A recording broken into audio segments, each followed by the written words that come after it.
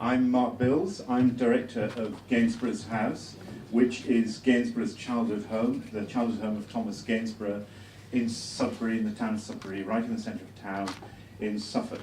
And I'd like to thank Shared Enterprise and to reiterate a lot of the points that have been made today. And I think our key learning was actually that fundraising from local businesses is extremely difficult if we're asking directly for money or for sponsorship. And in fact, what it is important is that we're involved with the local business in some way and that they can help in other ways. And we are right in the middle of the town, so they are our community. We are a business. We have a leading role in the town with cultural tourism and particularly our impact on retail business. And our town business community are the decision makers and include, decision makers of the town include important business leaders. So those were really important things for us. So how can they help? Well, in terms of ownership and pride, they're our advocates, hugely important.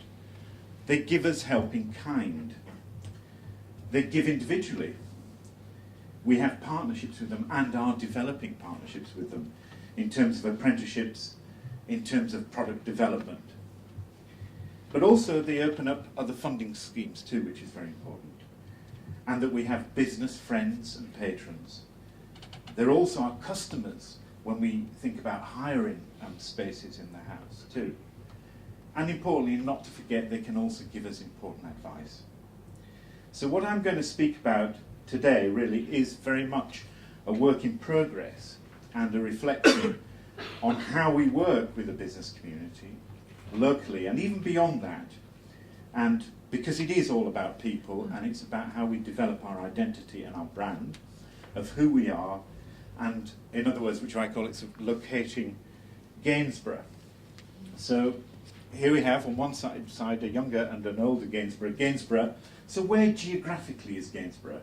He was born in Sudbury, 1727, died in Pall Mall in London in 1788.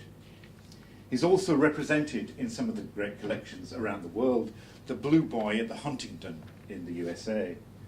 He was also influenced greatly by Europe, so we have here some Dutch paintings that he directly copied from, and in fact they're working with Dutch partners over an exchange at the moment.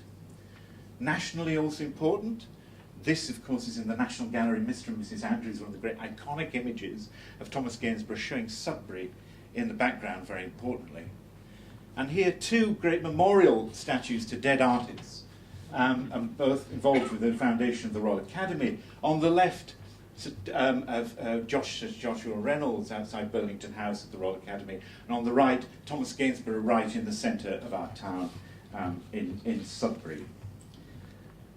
So we had a very interesting exercise. We worked with Spring and we had a consultation in the town about what was one of the things that was important in terms of the town. And what came out was actually Gainsborough was an important link for so many things within the town, including business. So culturally we're important in terms of the heritage. There's Gainsborough's house as it was at the beginning of the Georgian age in 1714. We're also very connected to the countryside around, and when Gainsborough died, his obituary said, nature was his teacher and the woods of Suffolk his academy. So there's a great link. There's also a very important link with Sudbury's main industry, which is silk. Over 95% of woven silk in Britain comes from Sudbury, which is an enormous amount. And the Gainsborough family were weaving families. And we've been working with the silk factories, the 4 working silk factories in Sudbury over projects, and something that is very much a work in progress, but has been very fruitful to date. And even we had some leading fashion world came on Monday, which seemed quite unusual. In mid-Sudbury, we had Anna Wintour and Nicole Farey. It's been a very exciting event for us, which has helped. That interest has been fantastic for us and opened doors. We also make too. We have a print workshop, so we actually are a small industry in one sense. And of course, businesses realise very much the importance of Gainsborough. So we have a Thomas Gainsborough School, a Gainsborough line, a railway line. There's a Gainsborough spar even, as well as Gainsborough himself in the statue. And we're right in the middle of the high street. Getting this sign that we're going to put up soon, it's taken 2 years of negotiation with local businesses. I mean, getting signage is an absolute nightmare, but absolutely crucial that we're part of the sort of part of the high street, and that sign is very important to us. That we work with the sort of cafes and retail in the region is very important, because actually what we are, as well as a shrine, this is a very old photograph of Gainsborough's house where it thought you put a bed in and say Gainsborough was born there, that helped draw people and made it more shrine-like. But we are a historic house and cultural, very important cultural tourism within the town, very much. But we need to grow. There's a real need for us to develop all these things much, much further. And we're doing that through developing a capital project. And one of the great links, of course, is the landscape. On the bottom, you see a strip of Mr. and Mrs. Andrews' painting. On the top is actually the viewpoint that you get from just behind Gainsborough's house, if you're at the right point. And you can see that the link is very, very explicit. And we want to make that within some new gallery space, to bring that landscape within the gallery. This is Cornard Wood, now quite a deprived area of Sudbury. And we want to get businesses to help us very much, to help outreach projects within places like that in Sudbury. We're also very clear that the identity and cultural tourism needs to develop in the town.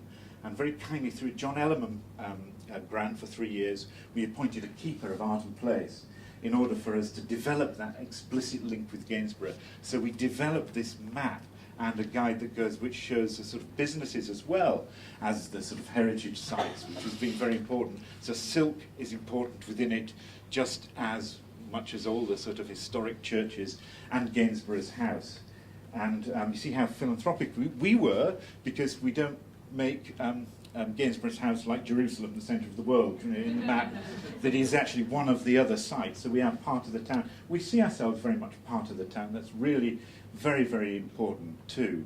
But we also need to be able to develop space for events and exhibitions to draw people into the town, and have developed a scheme which we await a decision on funding from the Heritage Lottery Fund, but is a scheme that we've developed through a lot of consultation, and this is where we are at the moment. I will round up now, knowing that time is limited, with a quotation from Thomas Gainsborough, who said, "What will become of me, time must show. I can only say that my present situation with regard to encouragement is all that our heart can wish, but as all worldly success is precarious, I don't build happiness or the expectation on it. Of it upon present appearances. I have built upon sandy foundations all my life long." Now we want to build firm foundations for Gainsborough's house. And of course, to do that, we need to be at the heart of local businesses for us to have a future. And that's very important to us. Thank you.